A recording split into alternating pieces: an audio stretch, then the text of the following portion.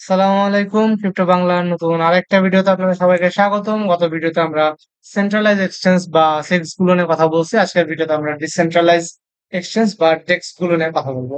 তো decentralise exchange অনেকগুলো আছে, ঠিক আছে। এর মধ্যে টপ র্যাঙ্ক ডিসেন্ট্রালাইজ এক্সচেঞ্জ যেগুলো আছে এগুলো আমরা ইউজ করার ট্রাই করবো। ডিসেন্ট্রালাইজ এক্সচেঞ্জে একটা রিস্ক আছে, এই রিস্কটা হচ্ছে এরা মাঝে মধ্যে হ্যাকিং এর শিকার হয়। তো এই জন্য আপনারা অবশ্যই চেষ্টা করবেন টপ র্যাঙ্ক যে ডিসেন্ট্রালাইজ এক্সচেঞ্জ গুলো আছে এগুলো ইউজ করার জন্য।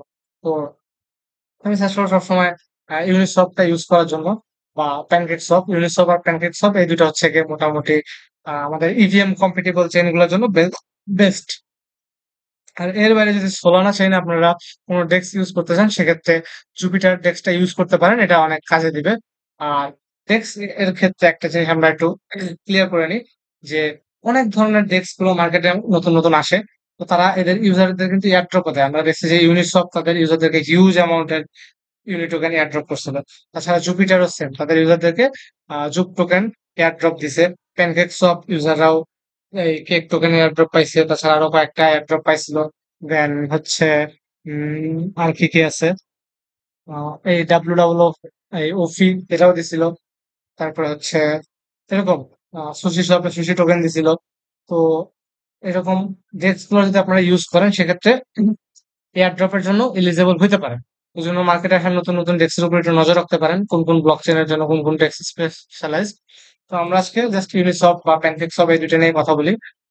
ইউনিসপের যদি আমরা লিঙ্কটাতে যাই, ইউনিসপের লিঙ্কটা কোথায়, স্টার্ট ট্রেডিং ইউনিসপ। আজকে আমরা টপ দুইটা ডেস্ক, একটা হচ্ছে ইউনিসপ আর একটা হচ্ছে প্যানকেকসপ, এই দুইটা টপ ডেস্ক নিয়ে কথা বলবো। তো ইউনিসপে যাই। এটা হচ্ছে ইউনিসপ। তো এখানে আপনারা চাইলে ট্রেড করতে পারেন। তো ট্রেড করার জন্য এখানে নেটওয়ার্কটা সিলেক্ট করো, যেখানে আমার ওয়ালেটটা শো করতেছে। যাই হোক, আপনারা এখানে সোয়াপ করবেন, ঠিক আছে। ইউনিসপটা মূলত সোয়াপ করা যায়। এখানে আপনারা একটা টোকেন, আপনার ইথেরিয়াম টোকেন আছে, ওই একটা টোকেন থেকে অন্য যে কোনো টোকেন আপনারা সোয়াপ করতে পারেন। লাইক আমি হচ্ছে গিয়ে ইথেরিয়াম থেকে এসকিউটি টোকেনের সোয়াপ করবো, ঠিক আছে। তো চাইলে এই সোয়াপটা আপনারা চেইনটাও সিলেক্ট করে নিতে পারেন।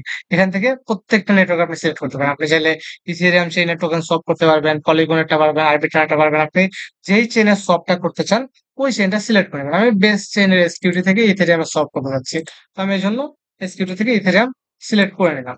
তো আমি করবো কি, আমি হচ্ছে ধরেন একটা এসকিউটি টোকেন সেল করবো, ঠিক আছে। একটা না, 10টা টোকেন সেল করবো। তো 10টা টোকেন আমি সেল করতে যাচ্ছি। তো এই যে সেল অ্যামাউন্টটা বসাবেন নিচে, কোন টোকেন উপরে বসাবেন কোন টোকেন থেকে সব করবেন, নিচে বসাবেন কোন টোকেনে সব করতে চাচ্ছেন। তারপর আপনার অ্যামাউন্টটা বসাবেন, বসানোর পরে সব ক্লিক করবেন। সব ক্লিক করলে এরা ডিটেলসটা দেখাবে যে এই ট্রানজাকশনটা এরকম হইতে যাচ্ছে, এখানে এত ফি লাগতেছে, সাইন এন্ড সব। তো সাইন যখন ক্লিক করবেন আপনার মেটামাস্কে একটা সিগনেচার যাবে। সিগনেচার চাওয়ার পরে একটা কনফার্মেশন চাবে, ফি চাবে। যেহেতু সব করতে একটু ফি লাগে, 1-2 সেন্ট ফি লাগে। এটা চেইনের উপর ডিপেন্ড করে, লাগে আপনি বেস চেইন বা বিএনবি চেইন বা ইথেরিয়াম অপটিমিজম আরবিট্রাম এগুলোতে সলভ করতে গেলে ফিটা কম লাগবে। আবার ইথেরিয়াম চেইনে সলভ করতে গেলে ফিটা একটু বেশি লাগবে। তো আমি একটু কনফার্মেশন দিয়ে দিলাম। তো এই যে দেখেন আমার সবটা হয়ে গেছে। আমার এই যে 10টা এসকিউটি টোকেন ইথেরিয়ামে সব হয়ে গেছে, ঠিক আছে। তো এই হচ্ছে সপ এর ফিচার। আর সবগুলো এক্সচেঞ্জে মোটামুটি সেম, ঠিক আছে। আপনার এই ডেক্স যেগুলো আছে, প্যানকেক সপ বলেন, ইউনিসপ বলেন, দেন সুশি সপ বলেন, তারপর হচ্ছে ওয়ান ইঞ্চ বলেন, সবগুলোর ইন্টারফেস একই রকম, দেখতে একই রকম। আপনারা চাইলে এখানে লিমিটও বসাতে পারবেন যে কোন প্রাইসে গেলে আপনি সেল করতে চাচ্ছেন, ঠিক আছে। যে যখন একটা এক্সকিউটিভ প্রাইস এত হবে তখন আমি সব করবো। ধরেন এখন হচ্ছে গিয়ে একটা এক্সকিউটিভ প্রাইস হচ্ছে 00, ধরেন 215-তে আছে, ঠিক আছে। আমি চাচ্ছি এটা 2x পাম্প করবে, 2x পাম্প করলে 430 হবে। তো যখন 430 হবে তখন হচ্ছে আমি সেল করব। কতগুলা সেল করবো, অ্যামাউন্ট বসালাম 10টা। বসানোর পরে আমি হচ্ছে গিয়ে এই অ্যামাউন্টটা অর্ডারটা বসাই দিবেন, ঠিক আছে। তো এই যে লিমিট অর্ডারটা, এটা আবার বেস চেনের ইথেরিয়ামের জন্য হবে না, এটা শুধুমাত্র ইথেরিয়াম চেনের টোকেন গুলোর জন্য ইউজ করা যায়। তো লিমিট অর্ডার বসাতে চাইলে আপনারা অবশ্যই সেন্ট্রালাইজ এক্সচেঞ্জ যেগুলো আছে, বিনান্স, কুকয়েন, ওগুলো ইউজ করবেন। তো ডেক্স থেকে আর কি এইগুলো ইউজ করতে পারেন। তো ডেক্স থেকে ইউজ করার সুবিধা কি, ডেক্স ইউজ করার বেনিফিট হচ্ছে আপনার এই যে এক্সচেঞ্জের ঝামেলা যাওয়া লাগতেছে না। এক্সচেঞ্জে কেওয়াইসি করতে হয়, দেন হচ্ছে ভেরিফিকেশন লাগে, phone number, email verification, authenticator, এসব ঝামেলা যদি আপনি পোহাইতে না চান সেক্ষেত্রে আপনারা এই ডেস্ক থেকে সলভ করে নিতে পারবেন। এটা বেটার অপশন। আর এছাড়া আরো হচ্ছে কিছু অপশন আছে লাইক পুল আপনার এখানে লিকুইডিটি দিতে পারবেন। ঠিক আছে? বিভিন্ন পেয়ারে লিকুইডিটি আপনারা দিতে পারবেন। লাইক আমি ইথেরিয়াম ইনটু বেস টোকেনের যে পেয়ারটা আছে এখানে লিকুইডিটি দিব। ঠিক আছে? আপনি চাইলে আমার কতটুকু লিকুইডিটি দিতে যাচ্ছি, লিকুইডিটি অ্যামাউন্ট টুকু সিলেক্ট করে লিকুইডিটি দিলে যখন এই যে ট্রেড গুলো হবে, ট্রেড করতে তো কিছু ফি লাগবে। তাই না?